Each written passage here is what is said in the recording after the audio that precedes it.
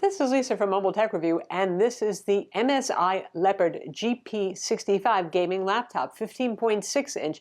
Though if you want a 17-inch, it's also available as the GP75, which is the 17-inch version of this laptop. So the casing hasn't changed much from the last generation 2019 model, but now we have Intel 10th generation CPUs inside. And I have to say that this is considered a mid-tier gaming laptop, $1,500. And this is the kind of mid-tier that I personally like. All the performance, the 144 Hz IPS display. Inside the package, I'm okay if it's got a plastic casing and some of those other things, but you know, most of the boxes are actually ticked for the price. We're going to look at it now. So the laptop has a Intel Core i7, that's a 10th gen 45-watt CPU, and that shows about almost 15% improved performance over the 9th gen, which is nice. Lately, you know, Intel's not making big leaps and bounds improvements in performance, so that's decent, and AMD Ryzen is chasing them these days. And it's available with NVIDIA RTX 2070 graphics. It's the full, not Max-Q graphics, one of the things that I particularly like there, with 8 gigs of RAM, and it's also available with an RTX 2060 for less money. So for $1,500 you get the RTX 2070, yay that. It has 2 RAM slots, so you can go up to 64 gigs of RAM. It has an M.2 NVMe SSD slot and a 1 terabyte hard drive and a 2.5-inch bay. You could upgrade that yourself to a 2.5-inch SSD if you want, or if you don't like upgrading stuff yourself, our review loaner was provided by Computer Upgrade King, which is CUCUSA, funny as you might think that sounds, and they'll do RAM and SSD upgrades and all that sort of thing. And we've been partnering with them for reviews for about 1.5 years now, so they're pretty legit and pretty good to check out if you are interested in the laptop.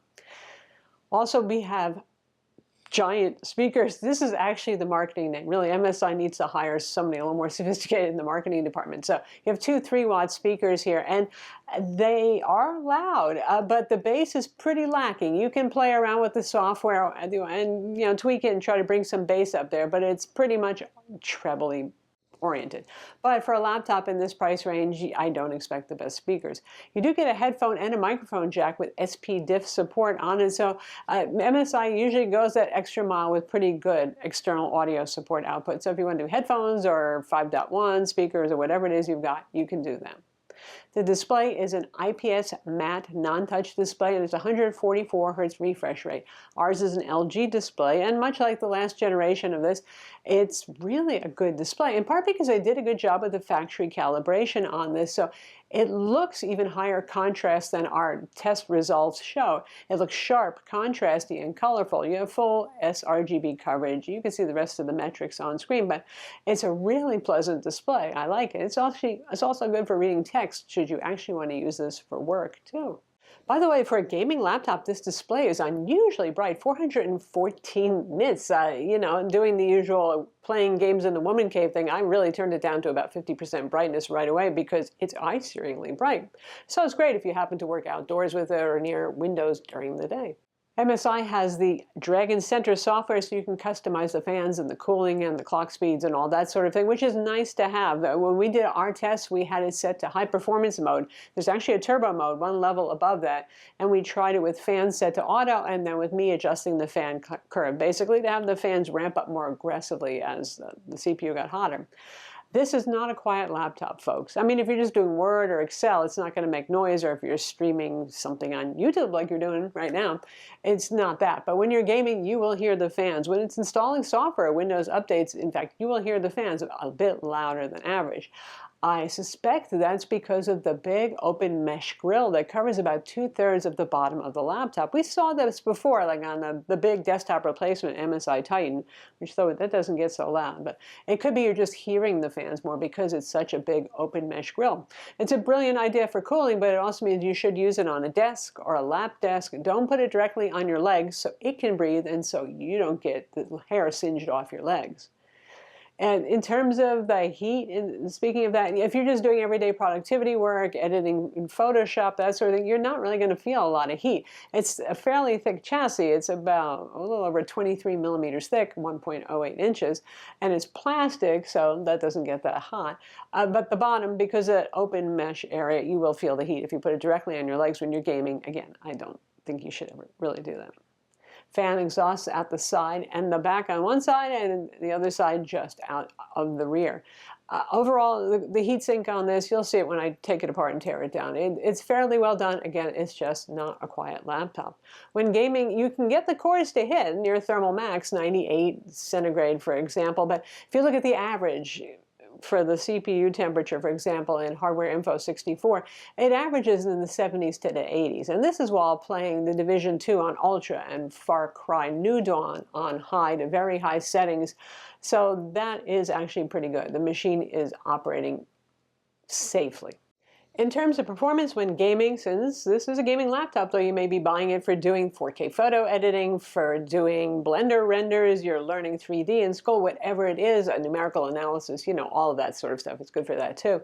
But when gaming, I have to say, man, it's going to do any AAA title that's been made recently really well on high to ultra settings, no problem. Really, pretty much ultra at 1080p, which is the display resolution of the built-in panel. If you want to do 4K, it's going to depend on the game, but you should still be able to do high at a playable frame rate. Again, varying depending on the game, anywhere from 30 to 45 to 60 frames per second, depending on the game. It's a real powerhouse. Again, that's what I like about this particular model. It ain't the prettiest. It doesn't have the new 300 hertz refresh displays. Overkill. You don't really need it.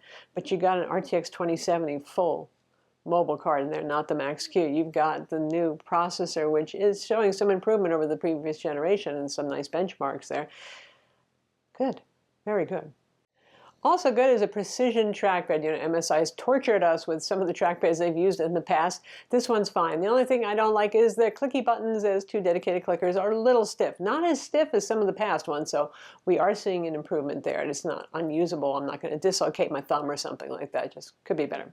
The keyboard is SteelSeries as always, and as always, it's a good keyboard. It's got nice tactile feel, and it's per key RGB. You can have it do the wave like ours is doing. You can have disco options. You can light it up any way you want, or you can just make it all white when you have to take it to the office. If you ever get to go back to the office again and you want to look more staid. For ports, we have three USB-A 3.2 ports, Gen 1. There's a USB-C port, Gen 2. Not Thunderbolt 3, but in this price range, given the other goodies that you're getting here, that's okay. Intel Wi-Fi 6, AX201 on board. HDMI, which they say only does 4K at 30 Hz, which is a little strange, but you do have mini DisplayPort 1.2, so you can get your 60 Hz display or faster going that way. Full-size SD card slot, very handy for creators, and an RJ45 Ethernet jack. So as you'd expect from a gaming laptop, even one that's relatively light and not super, super chunky, you've got good connectivity here. So it's all sounding really good. So what's the drawback other than the fact that it has your usual kind of bland black plastic design?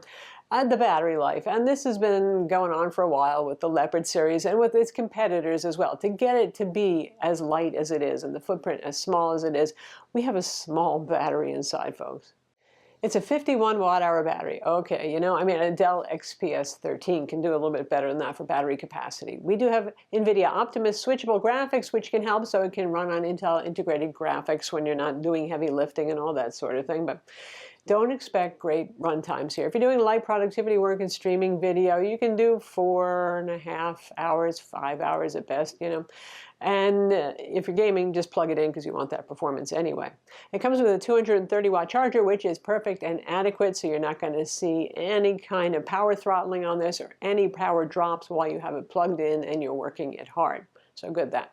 To get inside, it's pretty straightforward. Remove all of the visible Phillips head screws. They're all the same size and length, and there's one hidden under the MSI Do Not Tamper tag, which has been covered by the Cuck USA sticker because they've done some upgrades inside for us on this unit. Easier if you start prying along the back first. The back edge wraps around. Well, the whole thing does, and with MSIs typically, if you notice one thing, it usually, you see the little headphone, microphone jack holes, you kind of have to pull it off and around the jacks on the side. No biggie. And inside here we have our internals. We have the big speakers as they're marked. And again, they do have plenty of volume, just not a whole lot of bass, which is surprising. And this is our M.2 NVMe SSD in here. And two RAM slots, DDR4 2666 megahertz, much the same as the last generation, 9th gen Intel, but we've got the 10th gen, of course, here. And pretty good heat sinks here. Tripoded here, but 4 screws going on over here. We have some separation of the heat pipes, and that combined with the big mesh grill means that the core temperatures usually are pretty under control, even though they do hit thermal maximum if you're pushing it hard, and, well, far cry. New Dawn or something. We have a 1 terabyte Western Digital 2.5-inch spinning hard drive here. Of course, you could upgrade that to yourself and put in a 2.5-inch SSD if you wanted. You get the idea. Our Intel socketed Wi-Fi card right there in case you should wish to upgrade it. And here's the relatively small capacity 51 watt-hour battery here. So that's why this thing does not have the most phenomenal battery life unplugged. So that's the MSI GP65 Leopard gaming laptop / well, pro apps, whatever you need to use it for.